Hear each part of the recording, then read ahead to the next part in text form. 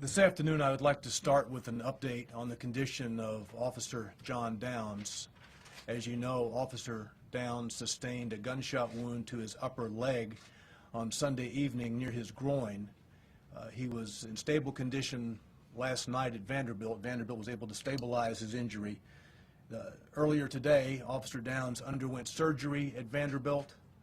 The early reports are the surgery went well. However, he will remain at Vanderbilt. Additional surgeries are anticipated as Officer Downs continues to recover. We believe that Officer Downs sustained a .40 caliber gunshot wound fired by Xavier McDonald. The police department's response to Long Hunter Court on Sunday concerned the investigation of a robbery. At around 3 o'clock Sunday afternoon, William Majano went to that street, Long Hunter Court, to pick up a teenager. Apparently, Majano had befriended this teenager in the past few months. They exchanged telephone numbers, and according to him, she would contact him on occasion to provide her with transportation about the city. He received a text from her yesterday asking for him to come to Long Hunter Court. When he arrived, she waved him into a parking spot near Unit 825. She got into his truck. She appeared to be texting nervously, and as he put the truck into gear, she asked him to wait. At that moment, Majano saw two individuals approaching the truck. He got out to confront them to see what they wanted. One of those individuals, who was later identified as McDonald, actually pulled a pistol, put the pistol to Majano's midsection, and demanded his belongings. Majano surrendered his cell phone. As he was doing that, the woman, who he knew as Jessica, was inside his truck, rifling through his belongings, trying to get materials out of the truck. After receiving materials, the two men and Jessica fled. Majano gave chase, actually grabbed Jessica, and as he was doing so, one of the individuals fired a gun several times in Majano's direction. He then fled the premises, actually drove to a bank parking lot nearby from where he called police. The initial police report was shots fired. When they got to the bank to talk to Mr. Majano, it turned out to be a robbery investigation. One of the supervisors who actually went to the bank and talked to Majano was Sergeant Michelle Jones. Based on the information provided by him, officers went to 825 Long Hunter Court to begin the robbery investigation. Sergeant Jones actually met the tenant of the unit, established a rapport with her.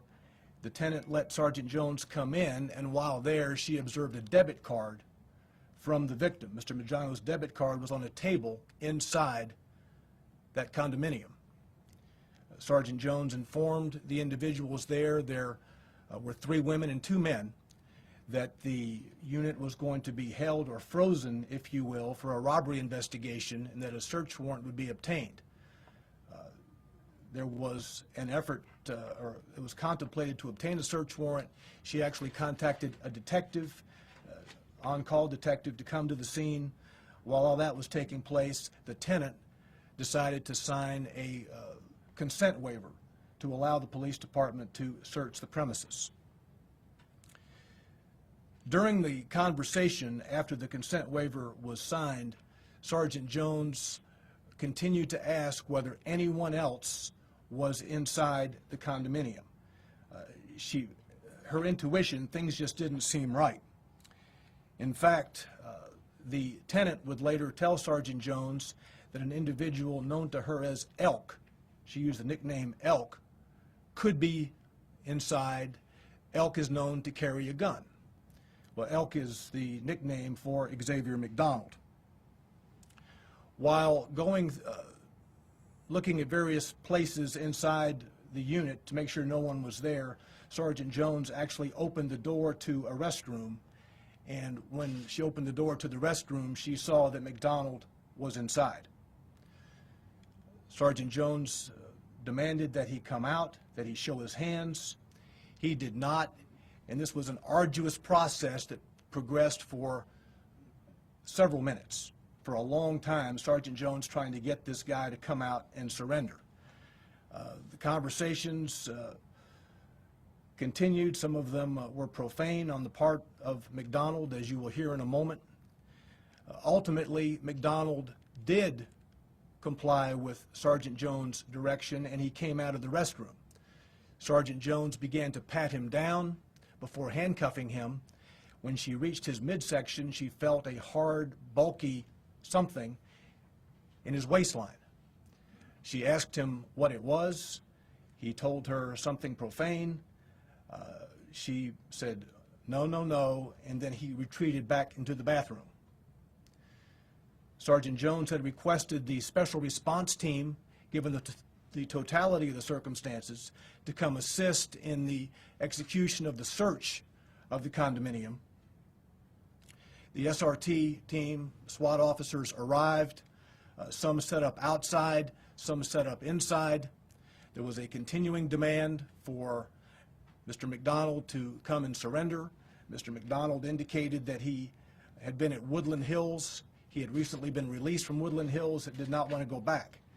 The police department has been informed that McDonald was at Woodland Hills from January of 2013 through September of 2014. Ultimately, he came out of the restroom. There were conversations going on. McDonald had told Sergeant Jones that we would have to kill him. It went back and forth. At one point, he wanted to go outside and then give up his gun. Well, obviously, the police department could not let him go outside armed in the way in which he was. We continued to demand that he give up and he surrender his weapon inside the condo. Jones was beginning to retreat. She'd been relieved by the SRT officers. McDonald went to the front of the residence. There was a SWAT officer who was just to the side of the porch. He saw McDonald at the door, and the officer fired a taser in an attempt to bring him into custody. The taser was ineffective. Almost immediately after the taser was deployed, the officers reported that McDonald reached into his waistband, pulled his gun, and fired in the direction from which the taser had been deployed. Officer Downs was next to the officer with the taser. Officer Downs was hit by McDonald's gunfire. The officers returned the fire, and McDonald, as he was running out of the condominium, was hit, fatally wounded, and died in the parking lot of that condominium complex. At this point, we want to show a 6-minute video clip of Sergeant Michelle Jones to illustrate the extraordinary efforts she went through to bring McDonald into custody and his absolute refusal to let her assist him. Jeff?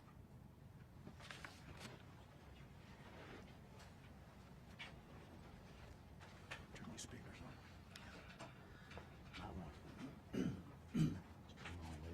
Yeah. You guys want the lights off? Yeah, we can show the cameras, have it off. For me it would be because I have glare, but I've got a little glare.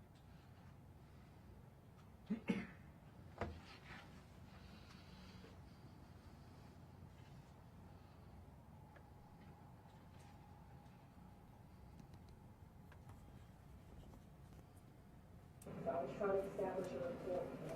Come on out, we can do this, we can do this. Just come on out. Show us your hands, come out. He came out with his hands up. Eventually he came out. So turn around, put your hands behind your back. He was shaking. So I go and I reach his pockets just to fill his pockets and started going through his pockets. And then I grabbed his waist and it was hard. I was going for my cuffs and I looked at Esther and I was like, so what's in your waistband? Trying to just not be so loud about it to make him react to pull my cuffs. He was like, that's my dick. I was like, no. And he just pulls away and runs back in the bathroom. I was like, we need to have SRT step it up right now. He went back into the bathroom. Right now we have a barricaded subject. We need to get negotiators out here. Now at this time, he's on the phone in the bathroom. We can hear him talking very little because the door's closed. Officer Vance may have heard more than what he was saying. Nelson was able to get all of everyone out, so it was just me and Esther. He got all of them out, secure in the front. And he just opened up the door. I said, show us your hands. He said, no, fuck that. It's L's and shells. It's L's and shells. He said, y'all gonna have to shoot me. Give me a cigarette. I was like, we don't want to have to shoot you. That's not what this is about. We're not doing that. I said, come on. So he was like, no, my nigga, we're not doing all of that. Fuck all of that. Y'all get my mom on the phone. I was like, who are you talking to now on the phone? He said, I'm talking to my mom. I was like, well, you have her on the phone. I was like, so what? He said, no, I'll come out when y'all give me a cigarette. I was like, if you come out, I'll get you several cigarettes, but you need to come out with your hands up so we can see we don't want anything. I was like, so he wouldn't come out. He refused. He wanted to see his mom. So he put both of his hands out. At this time, SRT is coming in. I'm still have my focus on him. SRT has directed Esther, and I didn't know Nelson had came back in, but I heard John Down's voice, and he comes in. He's directing, let her stay in and keep talking to him. You all leave out. We'll take over. So 3 SRT guys come in. I'm still in the corner of the wall. I'm still talking to him. I'm doing this because at this time, his 54, his pistol, is in his waistband, and it's very visible. You can see it. And he just kept saying, no, I ain't coming out. GIP, L's and shells. I was like, wow, this is not a martyr situation. You don't have to go out. What's the point? What's going on with you? Like, and he wouldn't come off of it. He's like, man, F all this.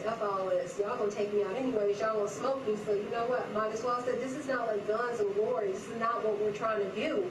What are you doing?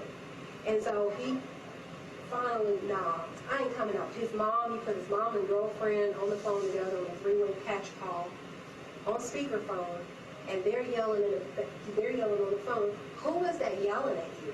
Who is that yelling at you? And that was me talking to him, and I was like, I'm the police officer talking to him. And he's like, man, that's the police. So after that, they were crying. His mom was crying. You can hear her crying on the phone. You need to come on out. Stop doing this. This is not worth it. At this point, I'm trying to talk to him. Do you believe in God? Do you believe in a higher faith? Man, I don't fucking know God. Man, fuck that nigga. I'm like, really? So I'm trying to teach you about God.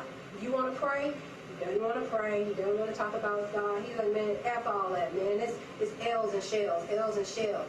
Y'all gonna try me? All right, keep on. Y'all gonna try me. So SRT, he finally comes out one time with his hands. He goes, I'm not coming any further because John Downs came in with a cigarette and a lighter. He's sizing up John Downs, looking at his gun and saying, what kind of gun is that? Is that an AR? All right, so y'all got ARs? He looks at Vance and he's in the corner. He goes, what is that, a Glock? What is it? Man, y'all gonna let me get my cigarette. I'm gonna walk out this front door. Y'all are not gonna stop me. And we were like, we can't let you do that. He said, I'll put the gun down when I get out. I was like, no, that's not how this works. Keep talking to me. Come to us with your hands up. Don't reach for the gun, just come to us with your hands up. We're not trying to hurt you, we're not trying to shoot you. No. So he opens up the door, and The front door. Front door, where he was. He's looking out the door. Danny Walls was doing me like this at this point because he's occupied with the door. He's doing me like this to get me out at that point. So I look back one time and I hear pop.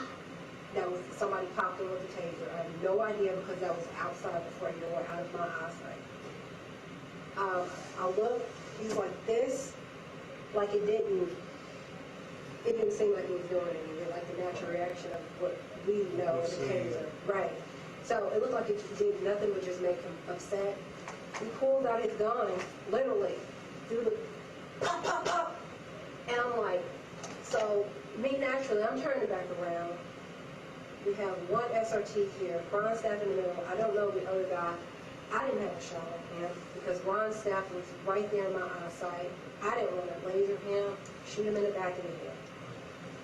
I heard, got an officer shot, get out here, because I saw him, the suspect, jump off, like, I'm not going to say jump, but like take off out the door. I don't know how far he made it down at that time. I just heard we have an officer down, and we hear yelling. I'm running around the back to the front. I see John Downs on the ground. We have like 2 or 3 officers there with him. He's fine. He's going to be taken care of. Go immediately to the suspect. He's already in handcuffs, excuse me, at this time, with the SRT guy over him.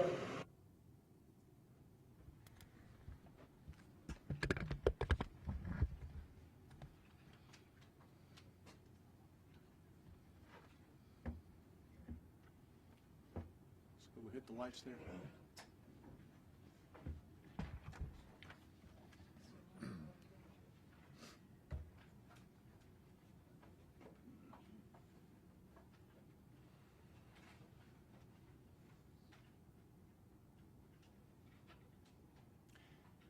Michelle Jones has dedicated her police department career to try to help young people. And she did everything within her power to help Xavier McDonald. Unfortunately, he did not let her help him on Sunday. As far as the taser goes, if you all know how tasers operate, they emit a couple of prongs. Both prongs must make contact with an individual for the taser to be effective. Evidently, one prong may have been deflected by him, it may not have come out correctly, whatever the case may be. Apparently one of the prongs didn't make contact, so the taser was ineffective. As far as the weapon he was carrying, it's a .40 caliber Taurus. That weapon was recovered from the parking lot near the spot where he went down. As you all know, he was in an altercation with his mother about a week ago. During that altercation, a scuffle took place, and he was having a box of .40 caliber bullets in his pocket. The .40 caliber bullets, we suspect, were for this particular weapon.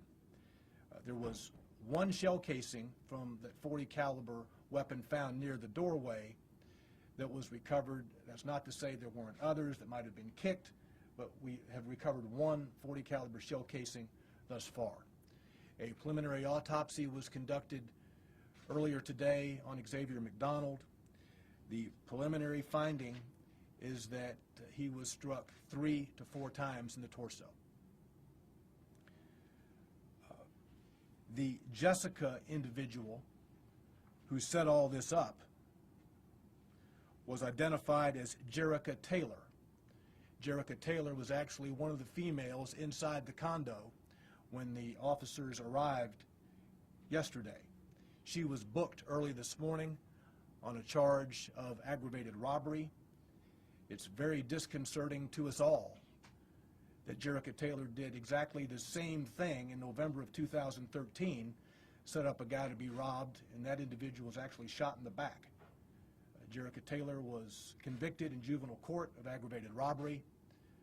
Obviously, we know that she was out and about on yesterday and actually set up this robbery victim to come to this particular condominium complex.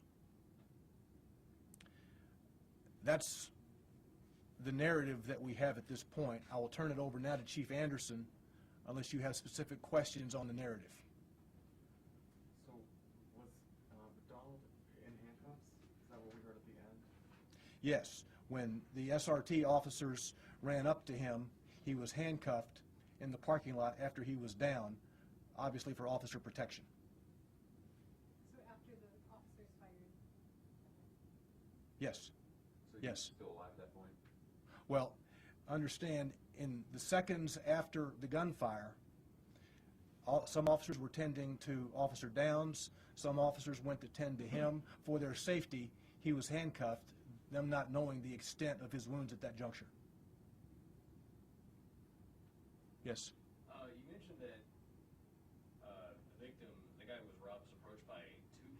Any Yes. word on the other individual who approached the car? We have a nickname for that particular person. We do not at this juncture have a real name. That investigation is continuing to identify him. You heard some references. Sergeant Jones said he was making certain references, shells and GI something. I don't know what the shells reference is, but according to our gang experts, the GI reference is a gangster disciple type reference, trying to talk about his affiliation with gangster disciples. Do we know, is he no gang member? I don't know that. I have to ask, what was his race? Black. What was he in Woodland Hills for? I cannot discuss that. He was known to the police department. As you all know, under the law, if a person is 14 years of age and older and arrested for certain offenses, we are legally permitted to talk about it. I don't have any offenses in that category in regard to Mr. McDonald. Was he one of the folks who snuck out, got out? I don't know that for certain, but I suspect not. If he was, I don't know why he would be out now. So, okay, just so I had to clarify, you mentioned it. But that's a Department of Children's Services question, Julia, I think. So, after McDonald was shot, he was handcuffed right after that, is that right? And then, so that's the question, they don't know whether he was alive or dead at that point? Correct. Okay, just double check. That's correct. So he was handcuffed in the condo or outside? Outside. No, when he ran out, he actually collapsed in the parking lot and was handcuffed by the first officers who went up to him for their safety, not knowing the extent of his wounds at that point. Where was he? Was he shot right in the doorway and then kept running, or where? I guess I haven't been to the scene yet. So from coming out the door to where he ended up coming to rest, finally, how far away is that? How much of a distance?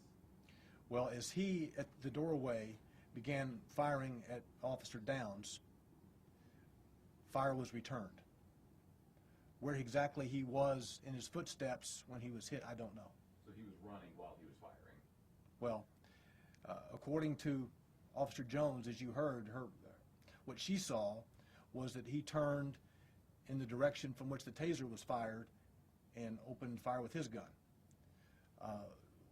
And then the officers returned the fire. So he was there at the threshold of the door when that sequence began. Don, it's very unusual for you guys to release footage like this, especially, like you said, at this point in the investigation. Can you talk a little bit more about why that decision was made? Well, Sergeant Jones is an exceptional officer, and in reviewing her taped statement that she gave at 4 o'clock this morning, it would be difficult for me, for anyone else, to truly convey what was taking place inside that condominium and what she was going through in trying to help this 16-year-old young man. Obviously, at one point, she thought that she was going to take him into custody when she started to pat him down and felt the gun, and then he retreated. You heard her, you saw her slap her hands on the table. She was frustrated by that because she thought she had him. She's a very spiritual lady, and she has helped many a teenager in this community. And by seeing this 6-minute clip, you have an appreciation for what she was trying to do and what she was going through on Sunday afternoon, Sunday evening. Perhaps this is related, but it seems like it's a particularly tense time nationwide with police shootings. Are you worried about backlash at all, or like, how are you dealing with that? In this particular case, this needs to be set aside from anything else that occurred or is occurring in the country. The circumstances and the facts of this case are unique to this case.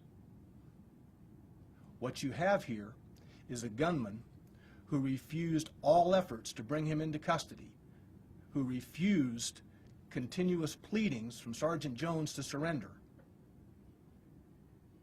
and a person who actually opened fire on a Metro police officer after the department attempted to take him into custody with less than lethal force with a taser.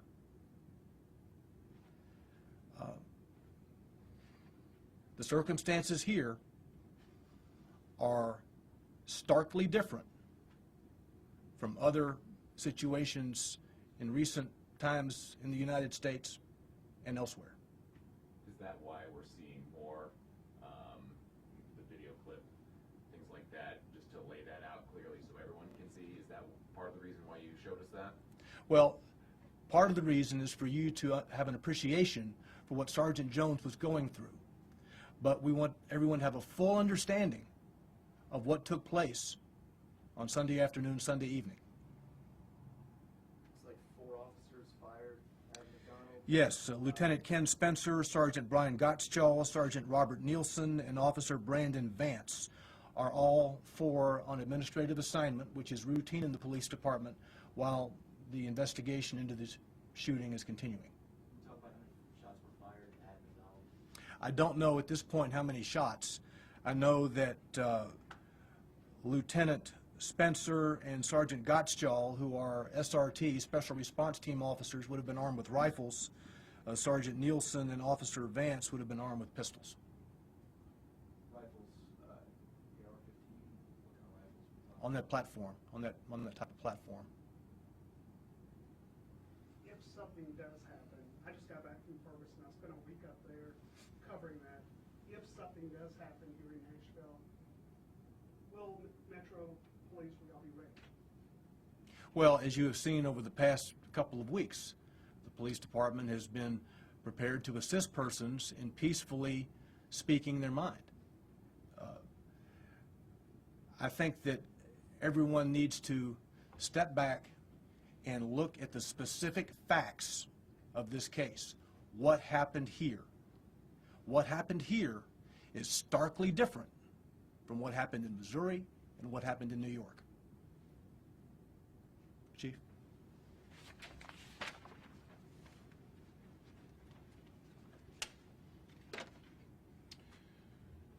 So first I would say we're dealing with multiple tragedies here. First tragedy, we have a young man in this society that lost his way, that despite repeated attempts by his family, by the state, by the criminal justice center system, stayed off course. Tragedy to the family. The mother has lost a son. She's obviously very distraught. But at the same time, she recognizes and has reached out to us through our chaplains to send her best wishes to Officer Downs, who's recovering from surgery. So our thoughts and our condolences go out to her and the family, because we know what she is dealing with. Whatever the circumstances, she has lost a son. And then certainly Officer Downs.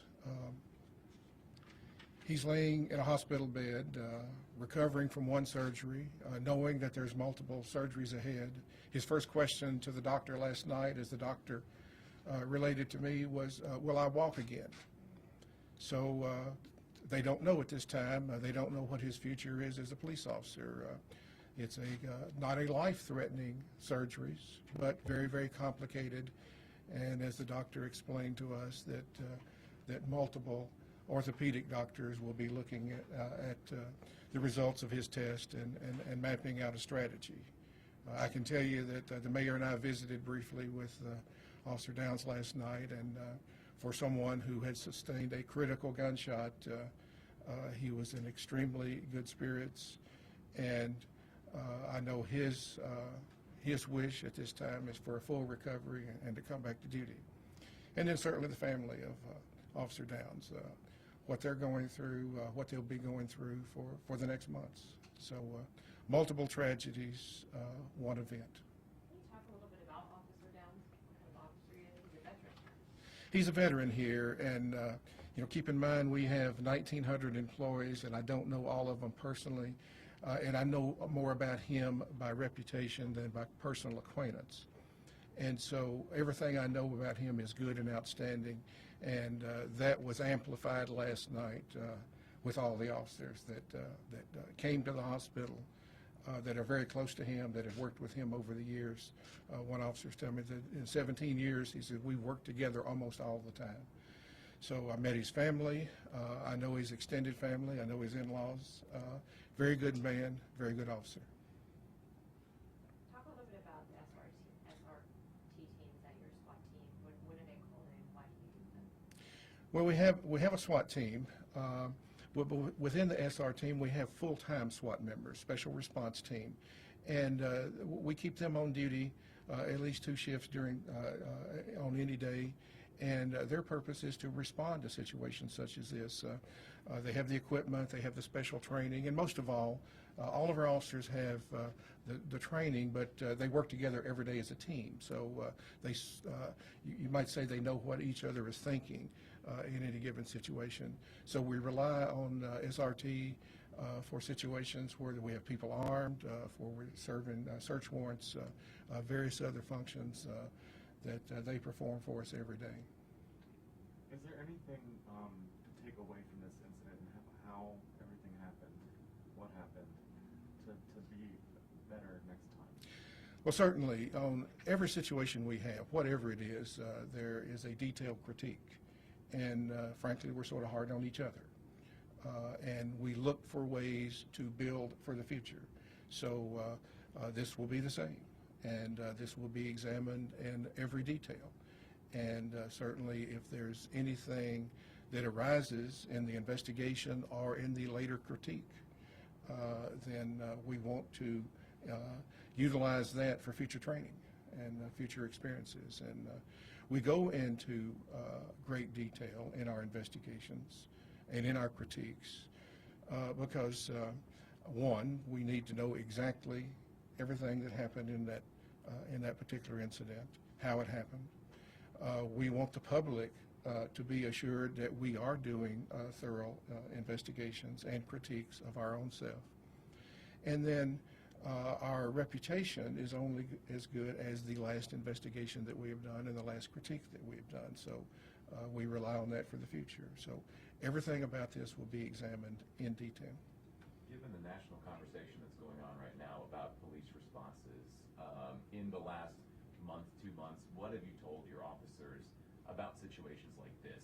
Has there been any sort of either change in protocol or talking to them about make sure this is a situation that you really want to do this, or any sort of conversations like that? Not really, because that's our training every day, and that's our training for recruit training, in-service training, everyday experience.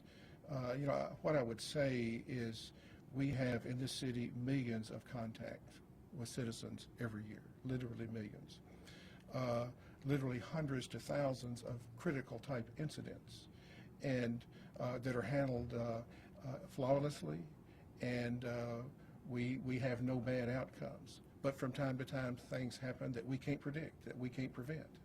So our officers have to be ready to protect themselves, to protect others, at the same time using all possible restraint. On average, and basically, obviously, as this is starkly different than what happened in Missouri and in New York. Would you echo those sentiments as well, that this is apples and oranges? Well, certainly, this is a situation where that we had an armed gunman that has demonstrated a propensity for violence. Every effort was made to coax him into surrendering. I'm sure that everybody involved wishes that, in fact, he had have surrendered. He would be incarcerated now, possibly rehabilitated for the rest of his life. And our officer, we wouldn't have an officer in the hospital. We wouldn't have other officers that we have them on administrative assignment because they were involved in the taking of a life. And